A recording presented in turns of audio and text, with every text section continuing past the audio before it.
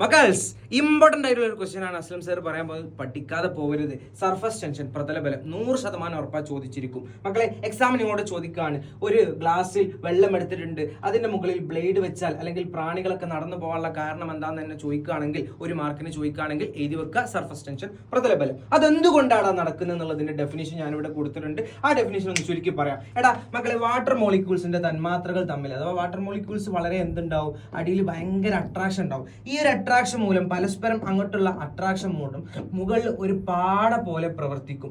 ജലത്തിന്റെ മുകളിൽ ഒരു പാട പോലെ ഉണ്ടാവും. ആ പാട പോലുള്ള സ്ഥലത്ത് നമ്മൾ ബ്ലേഡ് ഒക്കെ വെച്ചാൽ ആ ബ്ലേഡ് എന്താവില്ല, താഴ്ന്നു പോകില്ല. അപ്പൊ വെള്ളത്തിന്റെ മുകളിൽ എന്തുകൊണ്ട് ഈ പാടുണ്ടാവാൻ കാരണം, ജലത്തിന്റെ തന്മാത്രകൾ തമ്മിൽ അടിയിൽ വളരെ എന്ത് കൂടുതലാണ്, അട്രാക്ഷൻ കൂടുതലാണ്, ആ ഒരു ആകർഷണം കൂടുതലാണ്. അതുകൊണ്ടാണ് അവിടെ പ്രതലബലം എന്ന് വിളിക്കുന്നത്. അവിടെ ഒരു ചെറിയ പരപ്പളവ് കുറഞ്ഞ വിധത്തിൽ ഒരു ബലം അനുഭവപ്പെടുന്നുണ്ട്.